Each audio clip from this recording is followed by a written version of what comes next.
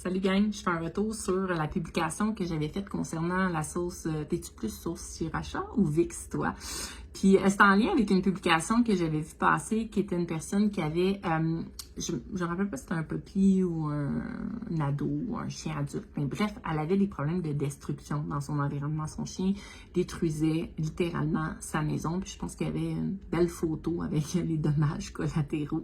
Puis elle a eu énormément de commentaires, cette personne-là, 75 commentaires si je me rappelle au moment où j'ai regardé ça. Puis moi, je suis toujours curieuse d'aller voir, mais qu'est-ce que les gens suggèrent, tu sais, parce que, bon, je me prétends pas être meilleure que n'importe qui d'autre, mais ça reste que je suis éducateur canin, puis je sais un peu rapidement cibler les problèmes sont où, puis c'est quoi leur origine. Fait que je suis allée voir ce que les gens ont écrit comme recommandation. Et c'est revenu tellement souvent, là, la sauce sriracha, puis le VIX, là, genre, faire en sorte que ça goûte pas bon, là, puis, bon, l'utilisation des avertisses, de façon générale, que ce soit une punition, là, de dire non, d'être plus ferme avec, ou de rendre le truc complètement désagréable, c'est tellement quelque chose qui est encore trop populaire, là. Puis, je voulais pousser votre réflexion à un autre niveau parce que, tu sais, moi, sous ma publication, quand j'ai demandé, t'es plus quoi, puis c'est quoi l'impact que ça a eu sur les comportements de ton chien, puis pour la majorité, ça n'a juste pas fonctionné. Ça n'a pas fonctionné, pourquoi? Parce qu'il y a un besoin viscéral en arrière de ce comportement-là, puis tant qu'il n'est pas adressé, ça va continuer de se manifester, OK?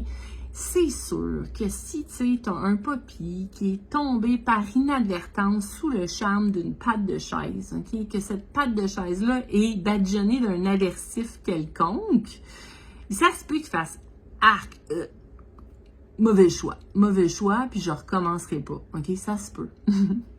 Mais souvent, c'est pas parce que ton chien est tombé sous le charme de la patte de chaise qu'il va se mettre à gruger, ok? Souvent, c'est par ennui. Donc, c'est un chien qui n'a pas appris à être bien, à ne rien faire. C'est un chien qui se cherche quelque chose à faire, puis qui trouve pas satisfaction dans ce qu'il fait, ok? Fait qu'il est constamment en train de butiner d'activité en activité. Il est pas capable de se poser, il est pas capable de se calmer. Puis ça vient du fait que c'est pas nécessairement ça qu'on leur enseigne à nos chiens, hein? C'est comme on va avoir du calme, qu'est-ce qu'on fait? On les brûle physiquement, on leur trouve quelque chose à faire, on leur fournit une activité. Combien de fois je vois des publications passer sur d'autres groupes?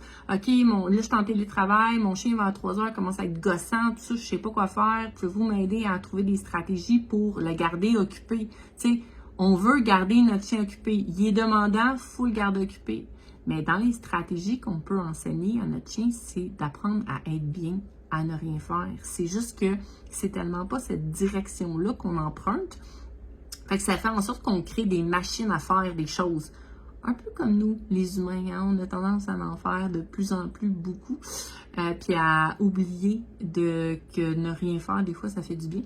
Fait que c'est la même chose avec nos chiens. Fait qu'il faut ramener l'équilibre. C'est super important, OK? Fait que ça fait partie des causes de ce comportement-là.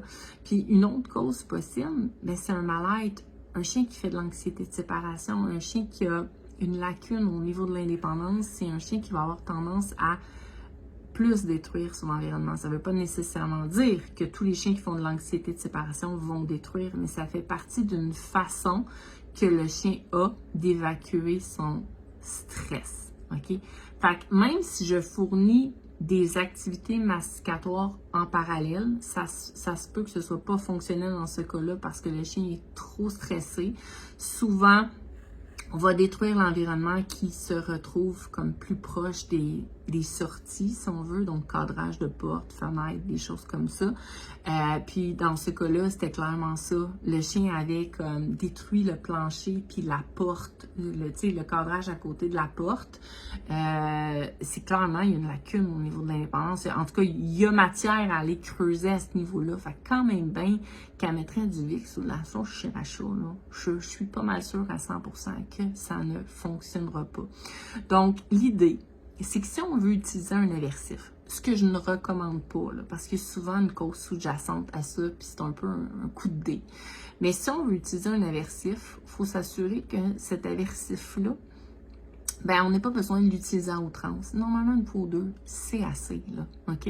Si ça ne fonctionne pas, c'est qu'il y a autre chose en arrière de ça. Puis tu pourrais t'en sortir sans utiliser d'aversif aussi, OK? C'est juste que peut-être qu'il te manque encore des stratégies dans ton coffre à outils.